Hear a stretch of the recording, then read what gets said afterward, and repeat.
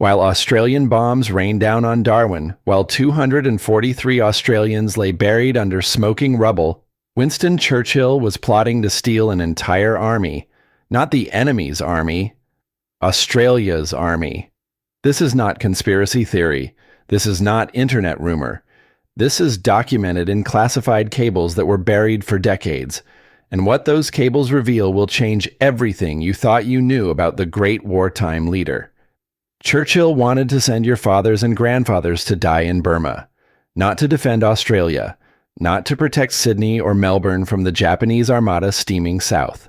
No, he wanted to use Australian diggers as human shields for British tea plantations in India. And when Australia's Prime Minister said no, Churchill went behind his back and tried to hijack the convoy anyway. You heard that right. The British Prime Minister secretly diverted Australian troopships without Australian permission. He treated a self-governing nation like a colonial outpost. He gambled with Australian lives like they were poker chips. But here is where the story gets really interesting. Because one mild-mannered Australian politician did something no colonial leader had ever done before. He told the most powerful man in the free world to go to hell. And then he went public with the whole scandal. What happened next? That decision saved Australia from invasion. It broke the back of the British Empire, and it cost one man everything, including his own life. The secret cables. The backroom betrayal. The moment Australia grew up. Stay with me to the end, because the details of this story are far more shocking than anything you have heard before, and the lessons it teaches, they are more relevant today than ever. This is the untold story of February 1942, the month Churchill abandoned Australia, February 19th, 1942. The Japanese bombs are still falling on Darwin. 243 Australians lie buried under smoking rubble. And at that exact moment, Winston Churchill is sitting in his war cabinet room in London, cigar in hand, making a decision that will betray an entire nation. He wants to send Australian troops to Burma, not home to defend their own families, not back to protect Sydney and Melbourne from the Japanese armada steaming south. Number Churchill wants to use the diggers as human shields for British India. This is not conspiracy. This is not speculation. This is documented fact, buried in classified cables for decades. And the story of what happened next reveals the most shameful betrayal in the history of the British Empire. But this was only the first act of treachery. The cables started flying 3 days before Darwin burned. Churchill already knew the Japanese were coming. His intelligence services had tracked the enemy fleet moving south through the Dutch East Indies. Singapore had fallen on February 15th, the greatest military disaster in British history. 130,000 Allied troops surrendered to a Japanese force half their size. Among them were 15,000 Australians, men who would spend the next 3.5 years in hellish prison camps, building railways with their bare hands, perishing of disease and starvation and brutal beatings. Churchill knew all this. He knew Australia was naked. He knew the Japanese had air superiority, naval superiority, and momentum. He knew that if the enemy pushed south, there was almost nothing standing between them and the Australian mainland. And still, he wanted the diggers for Burma. The question is why, and the answer will make your blood boil. The 7th Australian Division was at sea. These were hardened veterans, men who had fought Rommel in the desert, men who had held Tobruk when everyone said it was impossible, men who had earned a reputation that made German commanders nervous. They were aboard transport ships, finally heading home after years of fighting other people's wars on other people's soil. Churchill saw those ships on his situation map. He saw experienced troops, battle-tested troops, exactly what he needed to slow the Japanese advance on India. He did not see Australian sons going home to protect Australian mothers.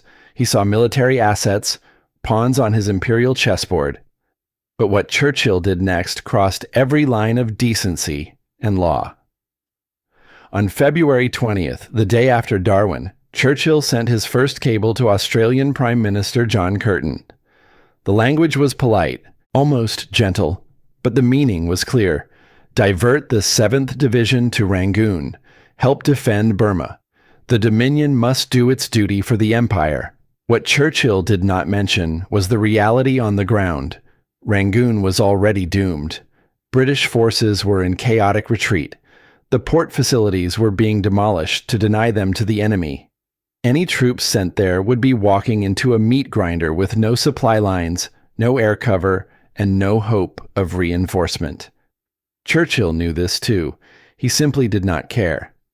In his strategic calculus, Australian lives were acceptable losses if they bought time for India. But he had badly underestimated the man on the other end of those cables.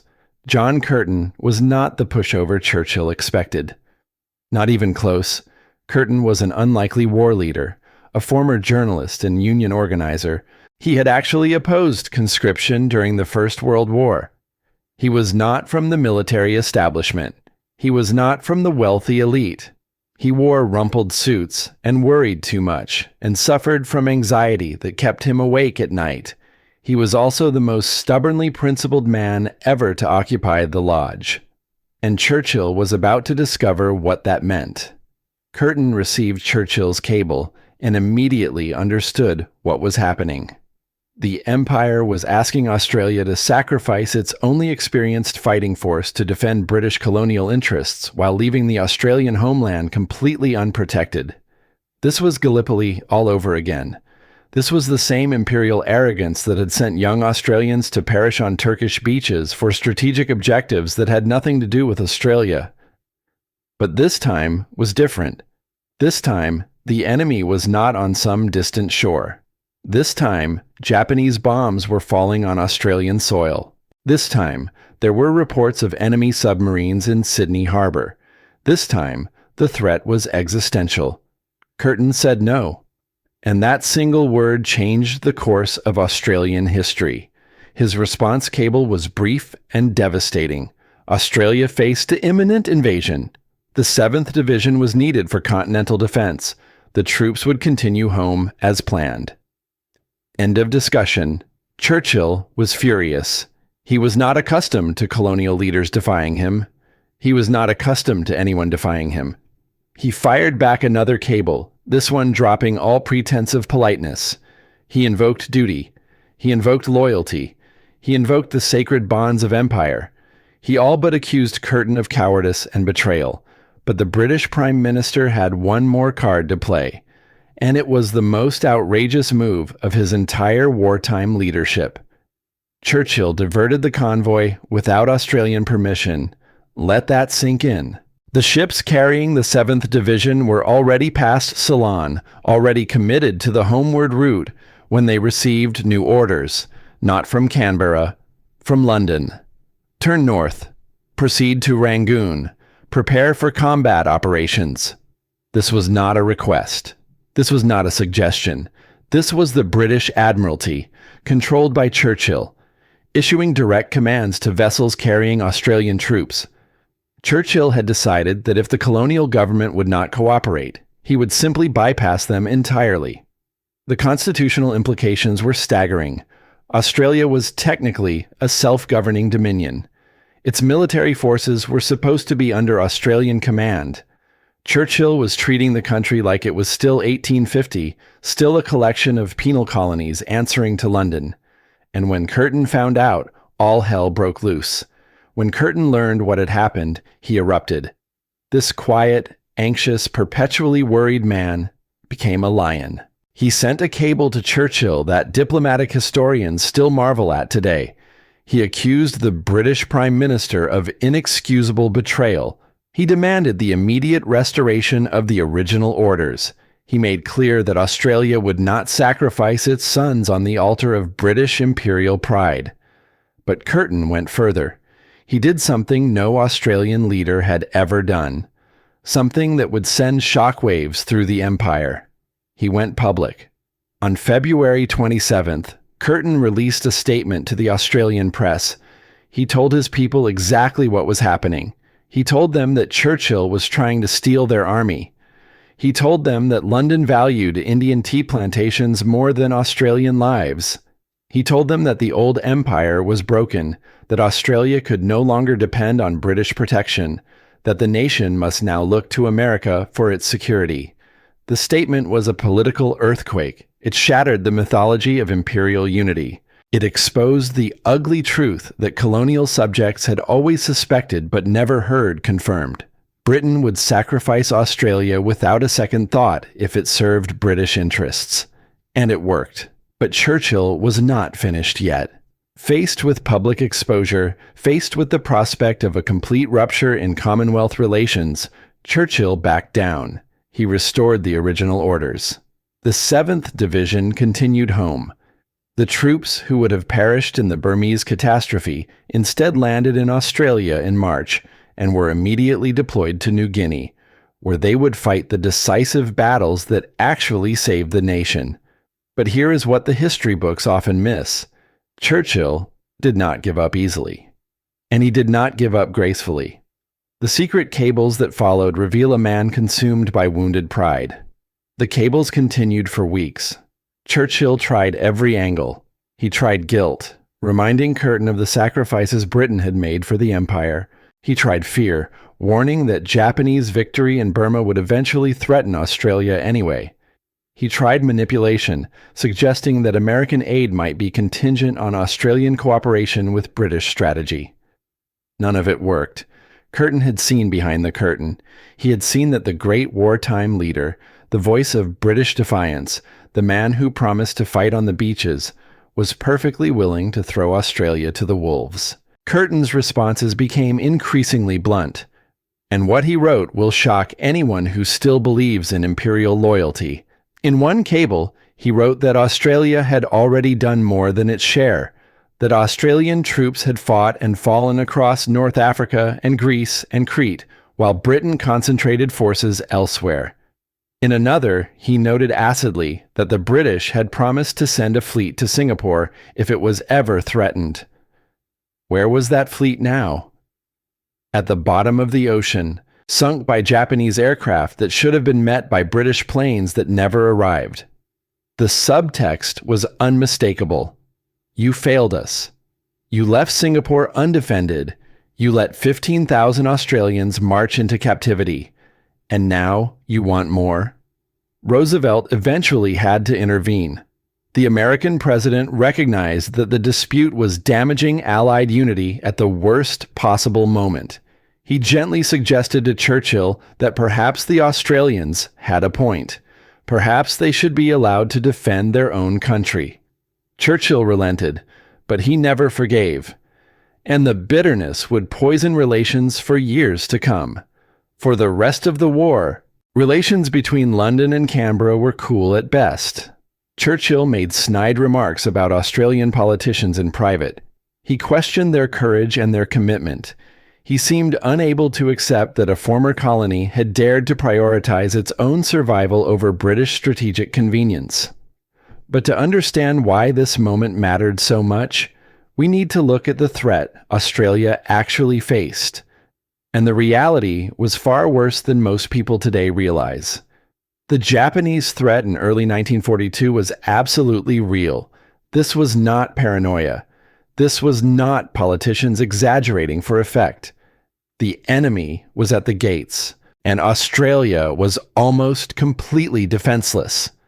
Consider the situation as it appeared in February of that year. Singapore gone, the Dutch East Indies falling, Japanese forces advancing through New Britain and New Guinea, Darwin bombed, Japanese submarines operating in Australian coastal waters, Japanese aircraft capable of striking any city on the northern coast. The Australian military was scattered across 3 continents. The best divisions were in the Middle East. Militia units at home were poorly trained and poorly equipped. The Royal Australian Air Force had suffered crippling losses defending Malaya. The Royal Australian Navy had lost its best cruisers. If the Japanese had launched a serious invasion in early 1942, they would have faced almost no resistance. The military appreciation at the time suggested they could take Northern Australia within weeks, Brisbane within months, Sydney by Christmas.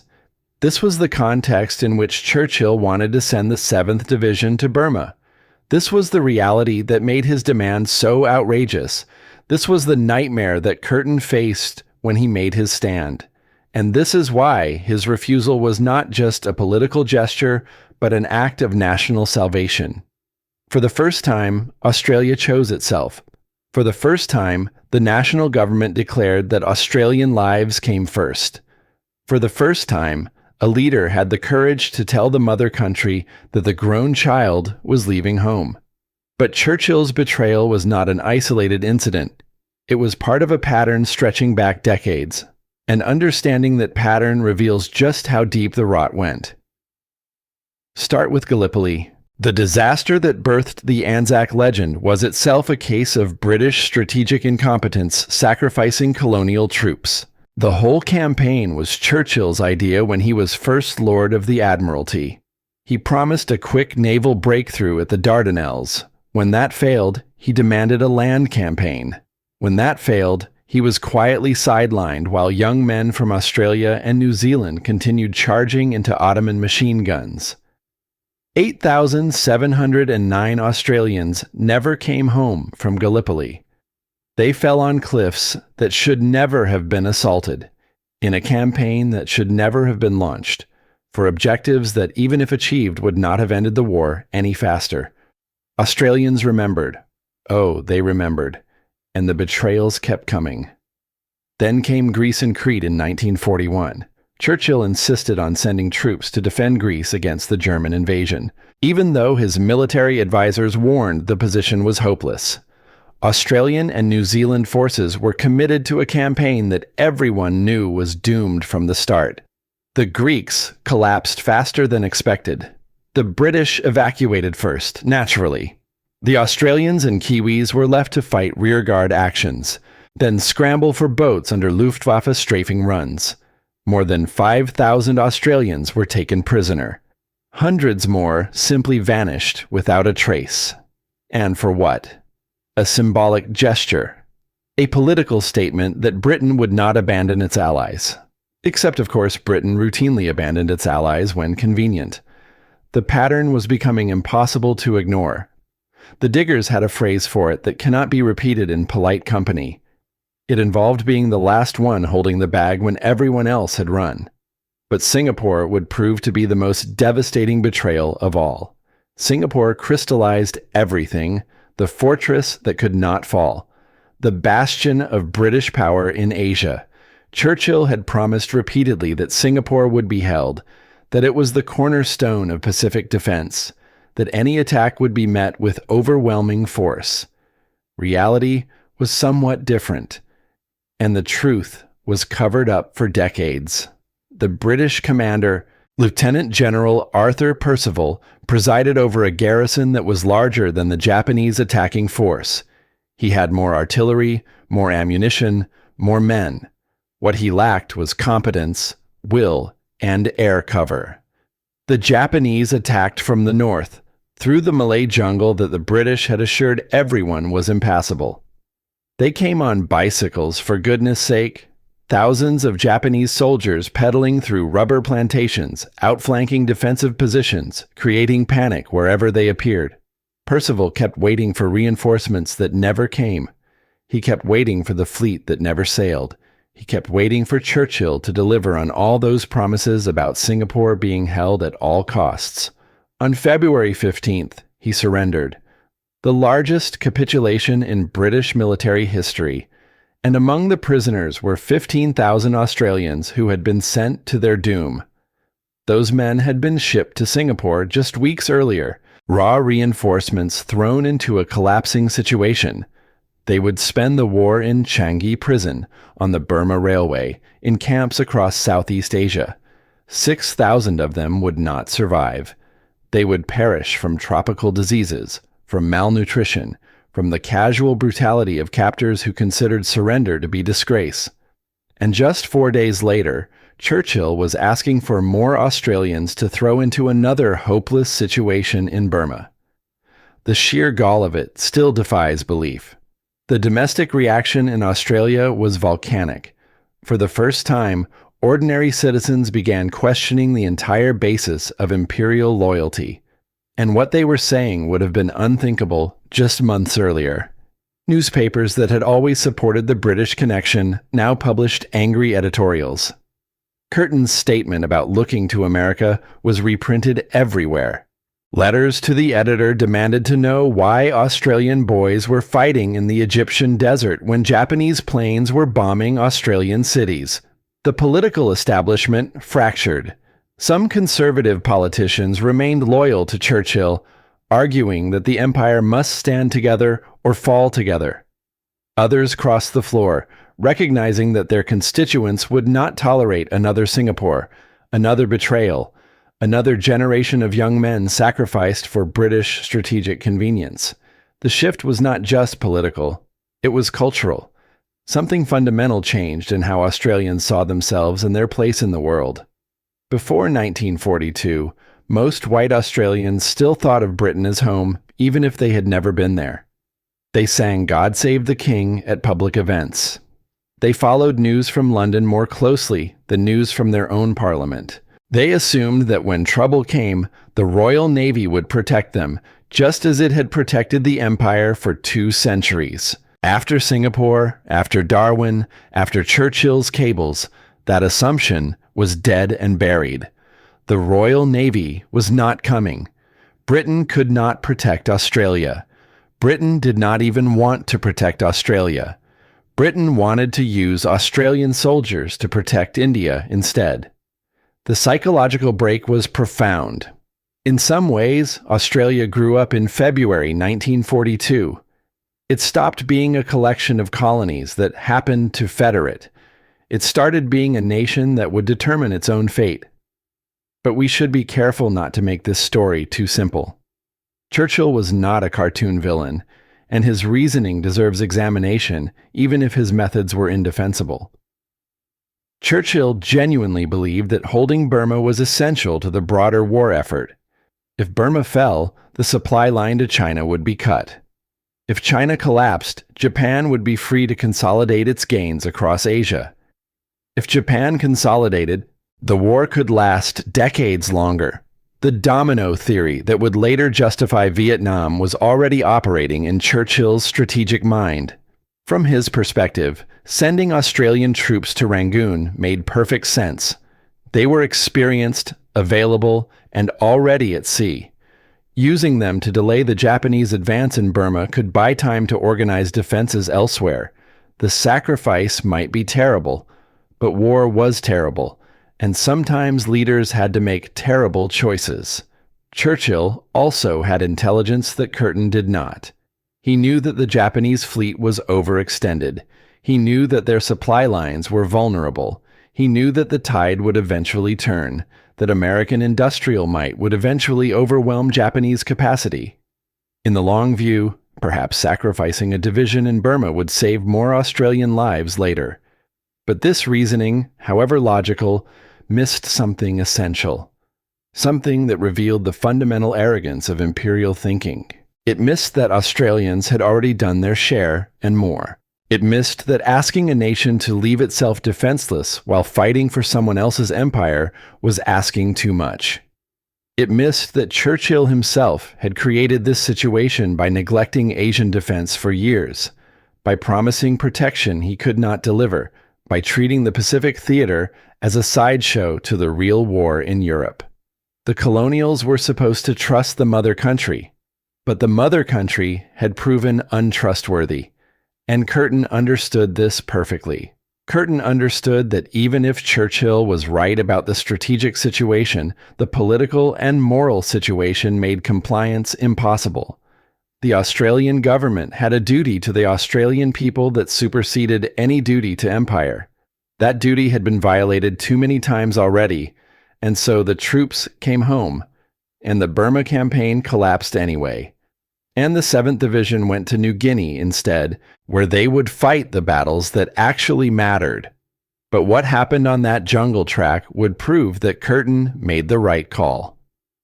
The Kokoda campaign deserves particular attention because it demonstrates beyond any doubt that bringing the 7th Division home saved Australia. The facts speak for themselves. The Japanese landed at Gona on the northern coast of New Guinea on July 21, 1942. Their objective was Port Moresby on the southern coast. If they took Port Moresby, they would have air bases within striking distance of northern Australia. They could bomb Brisbane at will. They could interdict shipping along the entire eastern seaboard. They could make any defense of the Australian mainland almost impossible. Between the Japanese force and Port Moresby lay the Owen Stanley Range, some of the most brutal terrain on Earth. Mountains rising to 4,000 meters. Jungle so thick that visibility dropped to a few feet. Rain so constant that soldiers went weeks without seeing dry clothing. Mud so deep that men drowned in it. The Kokoda Track was the only practical route across the range. A narrow path through the jungle, barely wide enough for single file movement in places. Steep climbs followed by steeper descents. Rivers that flooded without warning. And everywhere, the jungle, pressing in, crawling with leeches and mosquitoes and diseases that could fell a man faster than any bullet. The initial Australian defenders were militia, young men barely trained, sent to guard what everyone assumed was an impossible invasion route. When the Japanese came, these militiamen fell back, fighting, delaying actions that cost lives but bought precious time. Then, the 7th Division arrived. The same men Churchill wanted to sacrifice in Burma, and everything changed. These were the men Churchill wanted in Burma. These were the veterans of Tobruk, the hardened troops who had held the desert fortress for 240 days against everything Rommel could throw at them. They had survived German artillery and Stuka dive bombers and armored assaults. They had learned to fight at night, to move silently, to turn defense into offense. Now they would learn jungle warfare, and they would prove once again that diggers were worth 10 professional soldiers from any other army. The fighting along the Kokoda Track was among the most brutal of the Pacific War. Men fought hand-to-hand in vegetation so thick that enemies could not see each other until they were within arm's reach. Casualties from disease and exhaustion matched casualties from combat. Supplies had to be carried on human backs up mountains that would challenge peacetime hikers. But the Australians held. They stopped the Japanese advance at Isarava in late August, fighting a battle that would earn 4 Victoria Crosses. They counterattacked at Brigade Hill when everyone expected them to keep retreating. They pushed the Japanese back across the range, village by village, ridge by ridge, until finally the enemy was driven to the coast. The cost was staggering. 2,600 Australians fell along the Kokoda Track. Thousands more were evacuated with wounds or illness. By the end of the campaign, entire battalions had been reduced to shadows of their former strength. But they won. Australia was saved. Not by Churchill's strategy, but by Curtin's stubbornness and the diggers' blood. And the parallel to Tobruk was no coincidence. The connection to Tobruk deserves examination because it explains why the 7th Division was so effective and why Churchill's plan would have been such a waste. Tobruk was supposed to fall. Rommel expected it. His Africa Corps had swept across Libya, destroying British forces, capturing tens of thousands of prisoners. Tobruk was just another coastal town to be taken on the way to Egypt. The Australians had different ideas, and what they did there became legend. The 9th Division arrived at Tobruk in April 1941, ordered to hold the port while British forces regrouped. They were told to expect relief within weeks. Those weeks turned into months. The siege lasted 241 days. Rommel threw everything at them.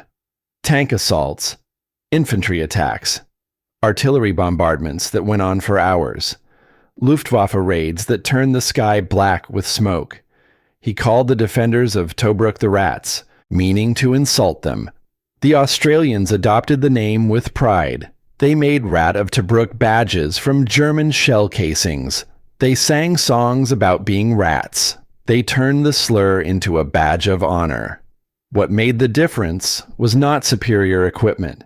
The Germans had better tanks, better planes, more of everything. What made the difference was something the British High Command never understood. The diggers refused to stay in their trenches and wait to be attacked. They went out at night, crawling across no man's land, raiding German positions, taking prisoners, destroying equipment. They turned defense into constant low-level offense. They never let Rommel rest. They also adapted. When standard military doctrine said to do one thing, they did whatever worked instead. They built dummy positions to draw German fire away from real defenses. They improvised weapons from salvaged materials. They developed tactics for fighting panzers with grenades and determination. Rommel later wrote that the Australians at Tobruk were among the best soldiers he ever faced. He meant it as professional recognition, not flattery. The rats of Tobruk had earned the respect of the Desert Fox, and these were the men Churchill wanted to send to Burma. These were the veterans who knew how to hold impossible positions against superior forces. These were the soldiers who would make the difference at Kokoda. Sending them to Rangoon would have been military stupidity of the highest order. If they had been diverted, if Churchill had gotten his way, the Japanese might have taken Port Moresby. The war in the Pacific might have lasted years longer. Australia itself might have faced invasion. Curtin saved his country by saying no to Winston Churchill. But the story does not end with military victory. The political and diplomatic aftermath shaped Australia's future for generations. And the changes were permanent.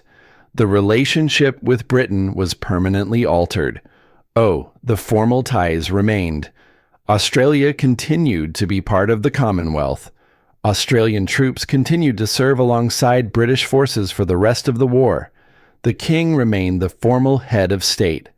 But something essential had broken. The automatic assumption that British interests and Australian interests were identical was gone forever. Future Australian governments would always calculate what was in it for Australia before committing to imperial adventures. The blank check of colonial loyalty had been torn up and could never be taped back together. This showed immediately in the new relationship with the United States, and this shift would define the next century of Australian foreign policy. Curtin had not been exaggerating when he said Australia must look to America. Within weeks of his statement, American forces began arriving in Australia. General Douglas MacArthur established his headquarters in Melbourne. American planes began operating from Australian bases. The Americans were not entirely altruistic. They needed Australia as a staging ground for the counteroffensive against Japan. They needed Australian ports and airfields and manpower. But they also treated Australia as a genuine ally, not as a colonial dependent. MacArthur consulted with Australian commanders. American planners included Australian strategic concerns. The relationship was between partners, not between master and servant. This new orientation would define Australian foreign policy for the next 80 years. The ANZUS Treaty of 1951 formalized the alliance with America. Australian troops would fight in Korea, in Vietnam, in Afghanistan, in Iraq, always alongside Americans, always under the umbrella of American power. Whether this was wise, whether trading British dominance for American dominance represented genuine progress, remains a question for debate. But the shift began in February 1942. There is one more dimension to this story that deserves attention: the personal toll on John Curtin himself. And it is a story of sacrifice that few Australians know. Curtin did not seek the role of wartime leader. He became Prime Minister in October 1941, just 2 months before Pearl Harbor, inheriting a country unprepared for the storm that was coming. He worked 18-hour days. He barely slept. He worried constantly about decisions that would determine whether young men lived or fought, or became prisoners, or came home. The conflict with Churchill took a particular toll. Curtin respected Churchill. He understood Churchill's greatness as a war leader, the way he had rallied Britain during the darkest days, the speeches that had inspired a nation to resist. Opposing Churchill meant opposing someone Curtin genuinely admired. But Curtin also understood duty. His duty was to Australia, not to Britain. His responsibility was to the mothers who had already lost sons at Tobruk and Singapore, and now faced the prospect of losing more. He could not sacrifice those sons to protect British India, no matter how much Churchill demanded it. The stress broke Curtin's health, and the price he paid was the highest possible. He suffered from heart problems throughout the war. He looked decades older than his years. When victory finally came in 1945, Curtin was already failing. He collapsed in April of that year. The end came on July 5th, 1945, just weeks before Japan surrendered. Curtin did not live to see the peace he had fought for. He did not live to see the Australia he had helped save become a confident, independent nation. He gave everything he had, and it was not quite enough to see him through, but his legacy endured.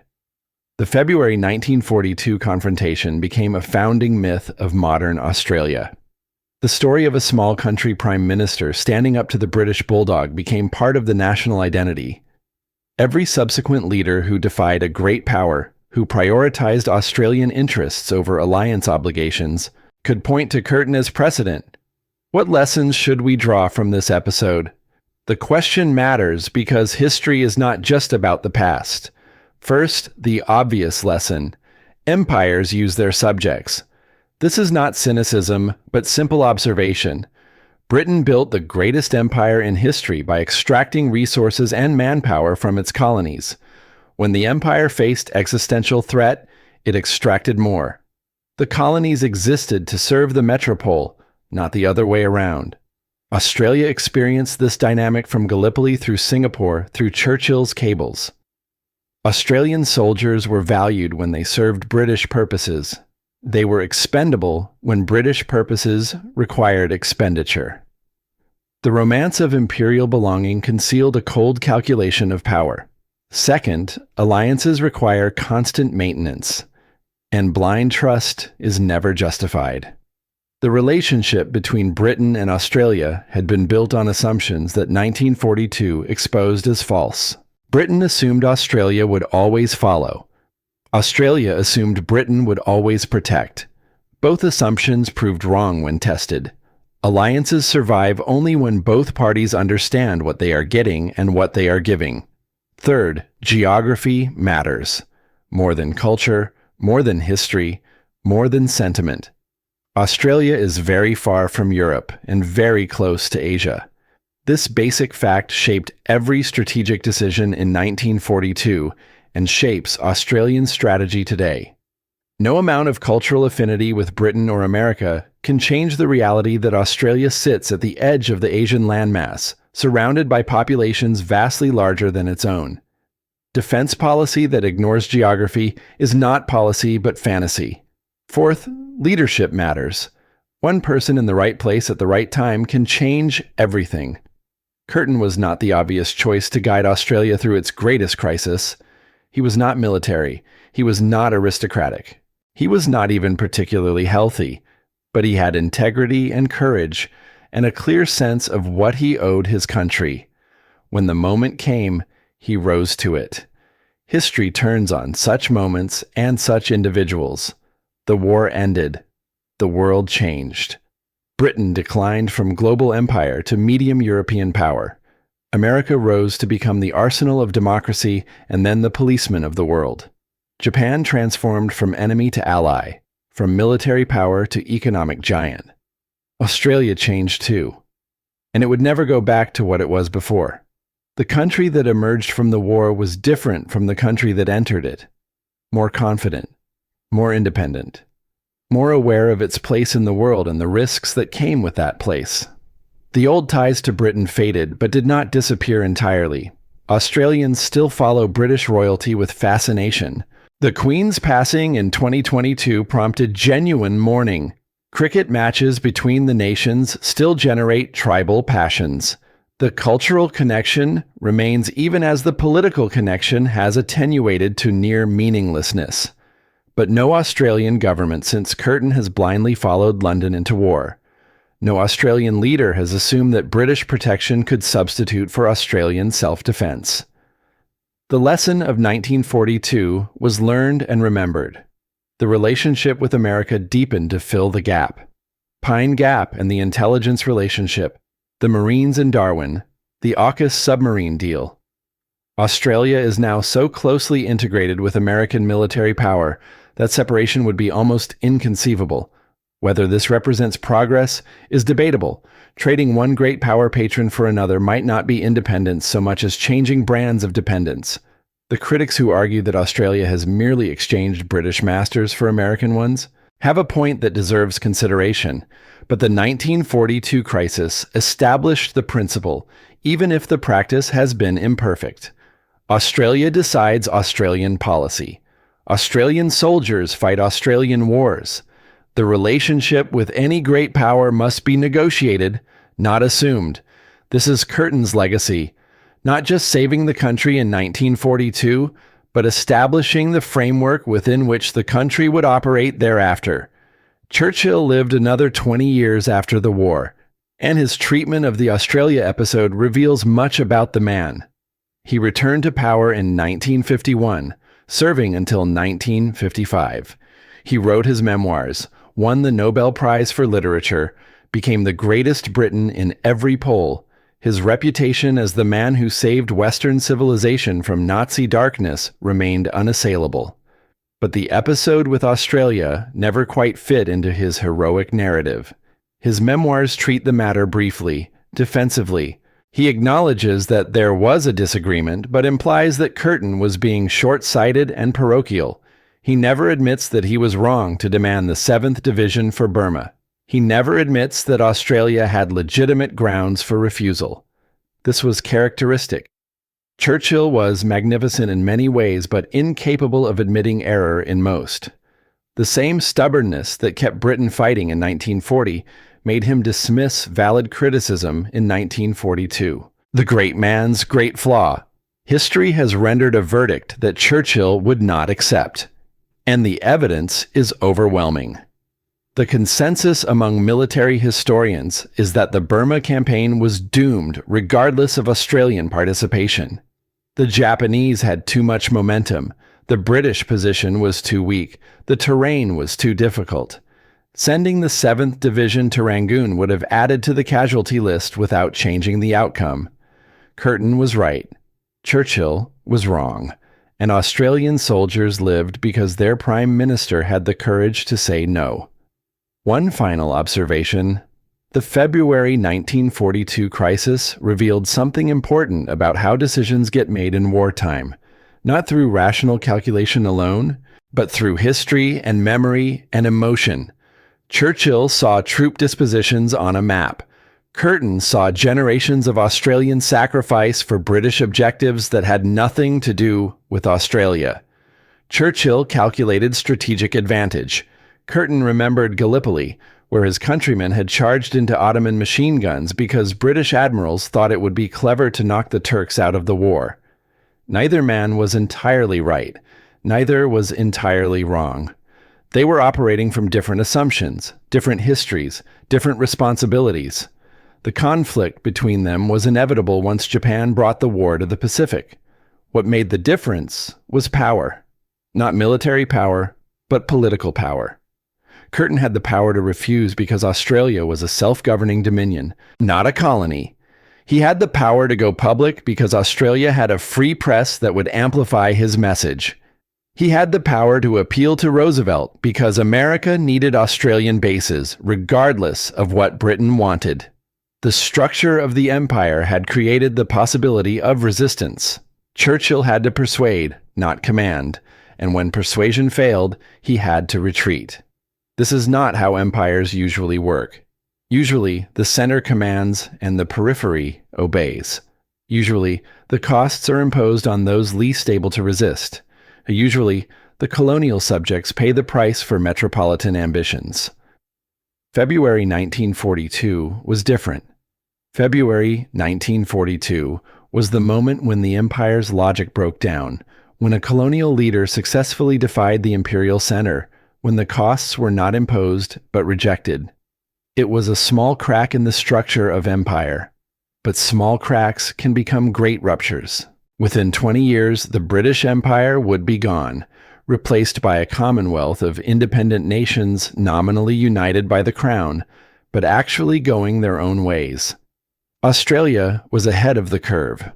Australia had already learned in the fire of 1942 that independence was not just possible, but necessary. The ships carrying the 7th Division finally reached Australian ports in March 1942. The troops came down the gangways to find crowds waiting for them, families reunited, sweethearts embraced. The diggers were home. They would not stay home long. Within weeks, they were training for jungle warfare, preparing for the campaign that would take them to New Guinea, to the Kokoda Track, to the battles that would actually determine Australia's fate. But for one moment, they were simply home.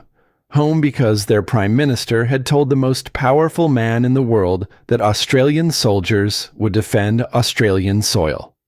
Home because someone in authority had finally put Australia first. Churchill sent one more cable after the troops landed. It was congratulatory in tone, praising the fighting spirit of Australian forces, expressing confidence in the alliance, looking forward to victory. The anger had passed, or at least been buried. The practical need for Australian cooperation in the broader war effort required diplomatic smoothing.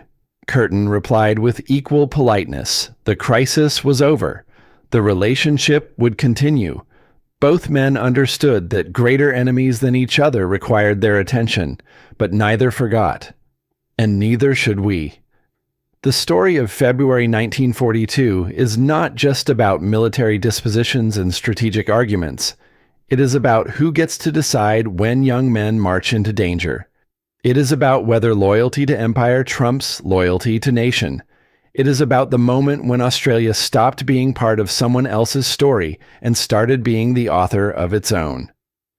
Churchill wanted the diggers for Burma. Curtin brought them home. And everything that Australia became in the decades since flows from that decision. The rats of Tobruk came home to become the heroes of Kokoda. The men who held the desert fortress went on to hold the jungle track. They did it with rusty rifles and no boots, and supplies carried on the backs of native carriers. They did it because that was what diggers did. They did it because someone had finally given them a fight that was worth fighting. Not for the empire, not for Churchill, for Australia, for the mates beside them, for the families waiting back home. This is what 1942 means. This is what Curtin's stand achieved. This is why the story still matters, 80 years on. In a world that has changed beyond recognition, but where the fundamental questions of loyalty and power and sacrifice remain exactly the same. Who decides? Who pays? Who remembers?